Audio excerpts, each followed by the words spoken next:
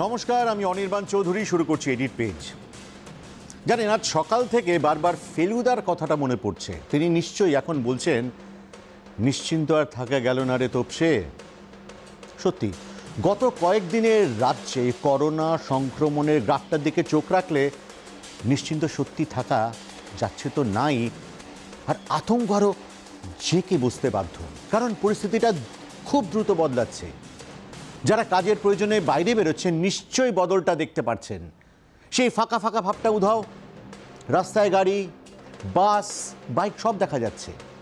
অটোয় আবার গাদাগাদি করে 4 জন বসে। গৃহিণীরা অবশ্য খুশি, কাজের লোকেরা আবার ফিরে এসেছে। জুন মাস থেকে বাড়িতে পুরনো রুটিন ফিরছে, আর গোটা ব্যাপারটাই ঘটছে একটা এমন সময় যখন সংক্রমণ হু হু করে বাড়ছে। সরকারের হয়েছে মুশকিল, লকডাউন সেটা করে রাখলে অর্থনীতি ভেন্টিলেশনে চলে যাচ্ছে, আর লকডাউন তোলায় অনেকে প্রশ্ন তুলতে শুরু করেছেন। এই সময় যদি লকডাউন তোলাই হবে, তাহলে লকডাউন করার দরকার কি ছিল? একেবারে শাঁখের করার যাকে বলে, যেতেও কাটছে আসতেও কাটছে। এরকম উভয় সংকট তৈরি হয়েছে আরেকটা জায়গায়, পরিযায়ী শ্রমিক। এইরকম একটা যে শ্রেণী আদৌ আছে এবং তাদের সংখ্যা যে এত বিশাল, সেটা নিশ্চিতভাবে আমরা অনেকেই জানতাম না। আমরা জানতাম না কত দুর্দশার, কত অবহেলা, কত লড়াইয়ের মধ্যে দিয়ে এদের বেঁচে থাকতে হয়। এবং সবচেয়ে বড় কথা, একটা বিরাট জনসংখ্যা কিভাবে রাষ্ট্রের চোখে দায় হয়ে যায়, সেটাই করোনার বাজারে সার দিয়ে ঘরে ফেরা মানুষগুলোকে না দেখলে জানা যেত না। চরচর করে বাড়তে থাকা করোনা সংক্রমণের জন্যই পরিযায়ী শ্রমিকদের যথাযথ গুরুত্ব, পরিকল্পনার তৎপরতার সঙ্গে বিচার না করার, সেদিকেই কিন্তু আঙুল উঠছে। সত্যি তো, এই পরিযায়ী শ্রমিক, তাদের দোষটা কি? তারা তো বিপদে পড়েই বাড়িতে ফিরতে চেয়েছেন। হয়তো ভেবেছেন না খেয়ে থাকবেন, কিন্তু পরিজনদের পাশে তো থাকতে পারবেন। আচ্ছা, এই ভাবনার মধ্যে কোথাও কি কোনো ভুল আছে? কিন্তু এই ভাবনাটা ভাবার প্রয়োজন হলো কেন? এরাও তো ভারতের নাগরিক। দেশের যে কোনো জায়গায় খাওয়া, পড়া, রোজগারের অধিকার তাদের আছে, আর অধিকার আছে চিকিৎসা পাওয়ার। সব রাজ্যেই তো পরিযায়ী শ্রমিক আছে। তাহলে বাংলার শ্রমিককে বাঁচার তাগিদে কেন বাংলাতেই ফিরতে হবে?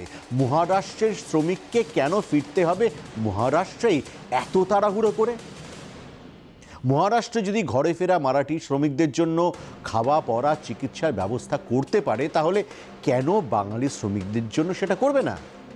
তাহলে তো বাংলাও নিশ্চিন্ত মনে দায়িত্ব নিতে পারতো এখানে আটকে থাকা সমস্ত ভিন রাজ্যের শ্রমিকদের। তাহলে এরকম অবৈজ্ঞানিক উপায়ে অগ্রপশ্চাৎ না ভেবে ট্রেনের মধ্যে গাদাগাদি করে সংক্রমিত হতে হতে ফিরতে হতো না তাদেরকে। তাহলে পায়ে হেঁটে দীর্ঘ পথ পাড়ি দিতে গিয়ে মৃত্যুর কোলে লুটিয়ে পড়তে হতো না একের পর এক শ্রমিককে। শ্রমিকের রক্তের লাল হয়ে যেত না রেলওয়ে ট্র্যাক। ভুল বললাম, এরা শ্রমিক নন, এরা পরিযায়ী। রাষ্ট্রের চোখে দায়, এলেবেলে, ফালতু, এক্সট্রা। সবাই বুঝতে পারছেন পরিযায়ীদের জন্যই এইভাবে লাফিয়ে লাফিয়ে বাড়ছে সংক্রমণ। কিন্তু বিশ্বাস করুন, আমি কোনোভাবেই এদের দিকে আঙুল তুলতে পারছি না। কারণ স্বাধীন দেশের এক স্বাধীন নাগরিক হিসেবে আরও সহানুভূতি, আরও দায়িত্বশীল, সুপরিকল্পিত ব্যবস্থা এবং সবচেয়ে বড় আরও সম্মান এদের প্রাপ্য ছিল। আর এদের আমরা অবহেলার ব্র্যাকেটের মধ্যে রাখতে গিয়ে আমরা নিজেদেরই কি বিপদের ব্র্যাকেটের মধ্যে ঠেলে দিচ্ছি না? হাইলি ডেন্সিটি পপুলেশনের যে এলাকাগুলো, সেগুলোকে এখনো নিয়ন্ত্রণের মধ্যে আছে, কিন্তু যে ভারে এবার আসা যাওয়া হচ্ছে, কতদিন হবে আমি জানি না। মন্ত্রী ও কলকাতা পুরসভার প্রশাসক, তিনি ক্লুলেস। তা নিয়ে ফেরহাদ হাকিমকে কেউ কাঠগড়াতেও তুলবে না, কারণ করোনা ইতিমধ্যে বিশ্বের বহু রাষ্ট্রনেতাকে ক্লুলেস করে দিয়েছে। চীনা ভাইরাসের সংক্রমণ ছড়ায় চক্রবৃদ্ধি হারে। অন্য দেশগুলিকে যদি অগ্রাহ্য করা যায়, ভারতের পরিস্থিতি থেকে চোখ ঘুরিয়ে রাখা যায় কি করে? আর এই রাজ্য পরিস্থিতি কি থেকে কি হলো? 10ই মে রাজ্যের টেস্ট হয়েছিল 4036টি। 153 জনের শরীরে সংক্রমণ ধরা পড়ে, মারা যান 14 জন। 20 মে টেস্ট হয়েছিল 8720 জনের, 142 জন পজিটিভ হন, মারা যান 3 জন। 30 মে 9346 জনের টেস্ট হয়, 317 জন পজিটিভ হন, মারা যাননি কেউ। 3রা জুন 9499 জনের টেস্ট হয়, 340 জন পজিটিভ হন, মারা গেছেন 10 জন। একটি জিনিস পরিষ্কার, টেস্ট বেড়েছে, সংক্রমণের হারও বেড়েছে, তবে মৃত্যু হার সেইভাবে বাড়েনি। চিকিৎসা বিশেষজ্ঞদের একাংশ আশঙ্কা করছেন রাজ্যে পরিযায়ী শ্রমিকরা ফিরতেই সংক্রমণ বাড়ছে এবং তা ছড়িয়ে পড়ছে জেলায় জেলায়। গাদা গাদা লোক একসাথে ঢুকিয়ে 48 ঘন্টা যদি এক গাদা লোক একটা জায়গায় ঢোকানো থাকে বদ্ধ ঘরের মধ্যে, তাদের মধ্যে করোনা কিভাবে বাড়ছে? একদিনে গাদা গাদা ট্রেন এক জায়গা থেকে আরেক জায়গায় উঠিয়ে দিচ্ছেন। হঠাৎই রাজ্য সরকার ত্রিফলা চাপের মুখে পড়ে গেছে। কোনো কাজটিকেই ফেলে রাখার উপায় নেই, আবার প্রতিটি কাজেই চ্যালেঞ্জ মারাত্মক। সাইক্লোন আম্পানের ক্ষয়ক্ষতি মেরামতি, ধীরে ধীরে লকডাউন তুলে স্বাভাবিকত্ব ফেরানো, হাজার হাজার পরিযায়ীদের থেকে সংক্রমণের ভয়। সমস্যার দিকে আঙুল সকলেই তুলতে পারে, কিন্তু কারো কাছে সমাধান সূত্র রয়েছে কি? পরিযায়ী শ্রমিকদের সমস্যা কার্যত উভয় সংকট। প্রশ্ন উঠছে, পরিযায়ীদের শ্রমিকদের বাড়ি ফিরতে না দিলে তারা থাকবেন কোথায়? ঘর ফেরতা পরিযায়ী শ্রমিকদের ট্র্যাজেডিগুলি কি কম অস্বস্তিকর? প্রবাসী ভারতীয়রা দেশে ফিরলে পরিযায়ীরা কেন ঘরে ফিরবেন না? পরিযায়ী শ্রমিকরা সংবিধানের মৌলিক অধিকার থেকে বঞ্চিত? প্রশ্ন উঠছে, পরিযায়ী শ্রমিকদের একটা ব্যবস্থা না করেই কেন তড়িঘড়ি লকডাউনের পথে হাঁটলো কেন্দ্র? এক্ষেত্রে দুটি সম্ভাবনার কথা বলছেন বিশেষজ্ঞরা। লকডাউন কতদিন চালিয়ে যেতে হবে তা নিয়ে কেন্দ্রের ধারণা ছিল না। লকডাউনে করোনা যে ঠেকানো যাবে না তাও আগাম জানত না কেন্দ্র। দেশে পরিযায়ী শ্রমিকের সংখ্যা যে 8 কোটি, তখন তার হিসেব ছিল না। পরিস্থিতি যত এগিয়েছে, এক একটি নতুন সংকট সামনে এসেছে। পশ্চিমবঙ্গের ক্ষেত্রে বাড়তি অভিশাপ হয়ে এসেছে সাইক্লোন আম্পান। করোনা পরিস্থিতি ক্রমশই জটিল হচ্ছে। ব্যুরো রিপোর্ট, জি24 ঘন্টা। করোনার বিরুদ্ধে মানুষের লড়াই অসম, সন্দেহ নেই। বাংলায় পরিস্থিতি আরও কঠিন। একদিকে আম্পানে বিধ্বস্ত রাজ্য, অন্যদিকে পরিযায়ী শ্রমিকের সংখ্যার চাপ, অন্যদিকে লাফিয়ে লাফিয়ে বাড়তে থাকা সংক্রমণ। বিশ্বের নিরিখে সংক্রমণের গতি এখনও ধীর, তবে লকডাউন পুরো উঠলে পরিস্থিতি কীরকম হবে কেউ জানে না। অর্থনীতির স্বার্থে আর কড়াকড়ি চালিয়ে যাওয়া সরকারের পক্ষে সম্ভব নয়। সচেতন হতে হবে মানুষকেই। জুতা আবিষ্কার কবিতায় চামার কুলপতি কি বলেছিলেন? আপন দুটি চরণ ঢাকো তবে, ধরণী আর ঢাকিতে নাহি হবে। লকডাউন উঠেছে মানে ধরণী আর ঢাকা নেই, এবার আমাদেরই মুখ ঢেকে মাস্ক পরে বেরোতে হবে, বাদবাকি যা কর্তব্য মানতে হবে। দেখুন, মানুষ চাইলে কিছুই অসম্ভব নয়। আমাদের রাজ্যপালকে দেখুন, মুখ্যমন্ত্রী, রাজ্য সরকার ও শাসক দলের সঙ্গে তার কেমন সম্পর্ক রাজ্যবাসী এতদিনের জানার কোনো বাকি নেই। কিন্তু সঙ্গীন পরিস্থিতিতে রাজ্যপালও রাজ্যের সঙ্গে সংঘাতে আগ্রহী নন। বিশ্ববিদ্যালয়ের কাজকর্মের উপর নিয়ন্ত্রণ নিয়ে রাজ্যের সঙ্গে বিরাট সংঘাত বাঁধিয়ে বসেছিলেন। তিনি নিজেই তাতে ইতি টেনেছেন। অবশ্য এমন শান্তি চুক্তি তিনি আগেও বহুবার করেছেন, তারপর নিজেই চুক্তি ভেঙে যুদ্ধ ঘোষণাও করেছেন। রাজভবনের সঙ্গে নবান্নের এই শান্তি কতদিন স্থায়ী হবে তা কেউ জানে না। বছর খানেক হলো এসেছেন রাজ্যপাল, এখনই অনেক ইতিহাস তৈরি করে ফেলেছেন। অভিযোগ, বিতর্ক, সংঘাত, রাজ্যের সঙ্গে স্নায়ুযুদ্ধ, অধিকারের প্রশ্নে সওয়াল জবাব। শুনতে শুনতে মনে হয় নতুন কিছু শোনার নেই। তখনই আবার মোচড় লাগলো কানে। রাজ্যপাল এবার রাজ্য সরকারের প্রশংসা করলেন। Last 15 days, I have had 3 telephonic conversations with the Honorable Chief Minister. She has given me some good suggestions. I am taking them forward. রাজ্যপাল বলেন কি? কদিন আগেও তো এমন কথা বলছিলেন না? লকডাউনের শুরুতে সংক্রমণের সংখ্যা নিয়ে বিতর্কিত টুইট করেছিলেন। তারপরেও রাজ্যকে নানাভাবে খুঁচিয়ে গেছেন। পরিস্থিতি বদলে গেল যখন আমপানের পর মোদি এলেন। প্রধানমন্ত্রী আসার আগে বিমানবন্দরে নিজেদের মধ্যে কথা বলতে দেখা যায় রাজ্যপাল ও মুখ্যমন্ত্রীকে। সৌজন্য বিনিময় নয়, সিরিয়াস টক। এর কয়েকদিন পরে জি24 ঘন্টাকে একান্ত সাক্ষাৎকার দেন রাজ্যপাল। বক্তব্যে পরিষ্কার, পুরনো অবস্থান থেকে অনেকটাই সরে এসেছেন তিনি। मेरी बातचीत का एक ही स्तंभ है सरकार में और वो माननीय मुख्यमंत्री। भारत के संविधान में भी चर्चा का जो दायरा है वो मुख्यमंत्री और राज्यपाल के बीच का ही है। मेरे को प्रशासनिक ढांचा चलाना नहीं है। এরপর ফের টুইস্ট, আইন শৃঙ্খলার কয়েকটি ইস্যুতে রাজ্যের বিরুদ্ধে মানবাধিকার লঙ্ঘনের অভিযোগ তুলে বসলেন রাজ্যপাল। টুইটে খোঁচাটা সরকারকে নিশানা করে এবং সূক্ষ্ম খোঁচা নয়, প্রায় আঙুল তুলে আক্রমণ। ধাঁধা লাগাটা কেটে যাওয়ার আগেই আবার মোচড় দিলেন রাজ্যপাল। রাজভবনের সাংবাদিক বৈঠকে তার বক্তব্য শুনে কে বুঝবে এই মানুষটাই রাজ্যের সঙ্গে তীব্র সংঘাতে জড়িয়েছে, এবং তাও একবার নয়, বারবার।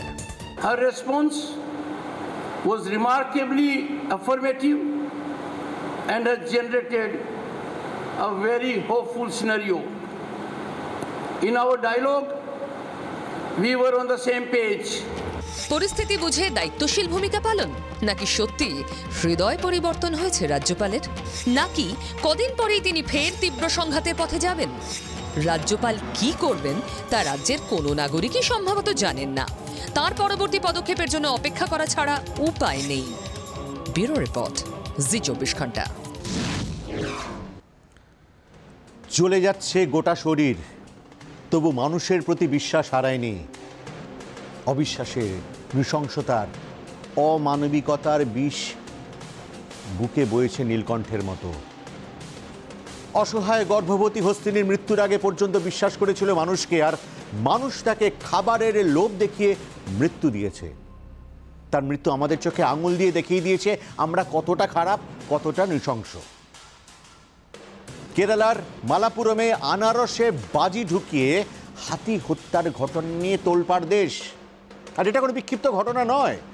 এপ্রিল মাসেও ঠিক একইভাবে মৃত্যু হয়েছে আরও এক হস্তিনীর, এবং সেটাও কেরালাতেই। কোল্লাম জঙ্গলে মিলেছিল গুরুতর আহত এক হস্তিনীর। চোয়ালে গভীর ক্ষত ছিল। একটা নালার ধারে নিস্তেজ হয়ে পড়েছিল হাতিটি। এতটাই দুর্বল ছিল যে সেটিকে ঘুম পাড়ানি ওষুধ পর্যন্ত দেওয়া যায়নি। অন্য ওষুধ দিতে গেলে হাতিটি কয়েক কিলোমিটার হেঁটে মৃত্যুর কোলে ঢলে পড়ে। বন দফতরের প্রাথমিক অনুমান এক্ষেত্রেও আনারসে বাজি ভরে রাখা হয়েছিল। আচ্ছা বলুন তো, কেন এত সহজে আমরা কারো প্রাণ নেওয়ার কথা ভাবতে পারি? এই তো করোনার ভয় সবাই কুঁকড়ে রয়েছি, আর মৃত্যু ভয় যে কত বড় ভয় সেটা হাতে গরমে টের পাচ্ছি। গোটা বিশ্বের মানুষ ঘরের দরজা বন্ধ করে ইষ্টনাম জপছে। আর এই ছবিটাও তো আর কষ্টকল্পিত নয়, সদ্যই সেটা আমরা চাক্ষুষ করেছি বা করছি। তাহলে অন্য কারো প্রাণ নেওয়ার কথা কিভাবে ভাবতে পারি? হ্যাঁ, এটা সত্যি। হাতি যাদের ফসলের ক্ষেত তছনছ করে, যাদের বাড়ি ভেঙে গুড়িয়ে দেয়, তাদের সমস্যা একটা আছে। তাদের সমস্যাটা বোঝা আমাদের মতো শহুরে লোকেদের পক্ষে একটু মুশকিল। কিন্তু জলদাপাড়া বা গরুমারায় জঙ্গল সাফারি করতে গিয়ে হাতির দেখা পেলে আমরা কিন্তু উচ্ছ্বাসে ফেটে পড়ি, আর দেখা না পেলে মুশড়ে পড়ি। কিন্তু যে ড্রাইভার বা গাইড আমাদের সাফারিতে নিয়ে যায়, তাদের সঙ্গে কোনোদিন কথা বলে দেখেছেন? দেখবেন জঙ্গলের বাইরে ওই হাতি তাদের কাছে মূর্তিমান ত্রাস। কিন্তু তার মানে এই নয় যে এই ভাবনা হাতিকে মেরে ফেলার অধিকার দেয়। যারা এটা করেছে তারা নির্দ্বিধায় কোনো মানুষকেও মারতে পারে। এই নৃশংসতাকে নিন্দার কোনো ভাষা নেই। কেরলের মল্লপুরমের কাছে এক অন্তঃসত্ত্বা হাতি দলছুট হয়ে ঢুকে পড়েছিল লোকালয়ে। খাবার খুঁজছিল, আর সেই ক্ষুধার্ত হাতিটিকে আনারসের মধ্যে বোমা ভরে টোপ দেয় কিছু মানুষ। আনারসটি খেতেই বোমা ফাটে। রক্তাক্ত হয়ে হাতিটি জ্বালা জোড়োতে একটি জলাশয় আশ্রয় নেয়। single elephant roaming around close to the buffer area. Between the private and the forests. So when our staff went to saw, they saw that the lower jaw portion was exposed, and the animal was not feeding. It was moving around. Then after some time, the animal was lying down. So in the whole day it was not feeding. মুখের ভিতর বিস্ফোরক ফেটে যাওয়ার পরও সে কাউকে আঘাত করেনি। যন্ত্রণায় কাতরাতে কাতরাতে হাতি শান্তি খুঁজেছিল জলের মধ্যে মুখ ডুবিয়ে। সুরের নিচ থেকে গোটা মুখটাই থেতলে গিয়েছিল। খবর পেয়ে হাতিটিকে বাঁচাতে আসে বনকর্মীরা, কিন্তু বাঁচানো যায়নি। বন বিভাগের যে দুটি হাতি এসেছিল রেস্কিউ অপারেশনে, তাদের চোখও যেন অশ্রু সজল। পরম মমতায় গর্ভিণী হস্তিনীর মৃতদেহে হাত বোলানোর মতো করে সুর দিয়ে শেষ বিদায় জানিয়েছে তারা। বিপন্ন বিস্ময়ে বিদায় জানিয়েছে গর্ভস্থ হস্তি শিশুকে। বাঁচানো যায়নি মা হাতিকে, গর্ভস্থ শিশুকে। আর বাঁচলেই বা কি হতো? বিশ্বাসটাই তো মারা গেছে। তীব্র অমানবিকতায়, নৃশংসতায় আমরা অন্তঃসত্ত্বা হাতি ও তার গর্ভস্থ সন্তানকে খুন করেছি। ব্যুরো রিপোর্ট, জি 24 ঘন্টা। এটা জেনে রাখুন, এভাবে হাতিকে হত্যা করা কোনো বিচ্ছিন্ন ঘটনা নয়। এটা কেরলের প্রচলিত ঘটনা। আমাদের এখানে যেমন হল্লা পার্টি করা হয় হাতি তাড়াতে, ওখানে বোমা ফাটানো হয়। কিন্তু তাই বলে খাবারের লোভ দেখিয়ে বোমা খাওয়ানো ভাবা যায়? মনে রাখবেন, নাগাল্যান্ড ছাড়া এদেশে কুকুরের কালিং হয় কেরালাতেই। তাই আবার বলছি, এটা কোনো বিচ্ছিন্ন ঘটনা নয়। কিন্তু তাই বলে এর মধ্যে রাজনীতির রং খুঁজতে যাওয়ারও কোনো মানে নেই। হাতি মারার সঙ্গে বাম শাসনের কোনো যোগাযোগ নেই। ডান বাম সব সরকারের আমলেই এটা ঘটেছে এবং ঘটছে। এর সঙ্গে পিনারাই বিজয়ন বা তার সরকারের কোনো যোগসূত্র খুঁজতে যাওয়া নেহাতি কষ্টকল্পিত, রাজনৈতিক উদ্দেশ্য প্রণোদিত একটা ব্যাপার। এক শ্রেণীর মানুষ যেভাবে সোশ্যাল মিডিয়ায় হাতির গায়ে রাজনৈতিক রং লাগাতে উঠে পড়ে লেগেছে, তা দেখে সত্যি বলছি আমার হাসি পাচ্ছে। আর হাসি পাচ্ছে সেই বামপন্থীদের দেখেও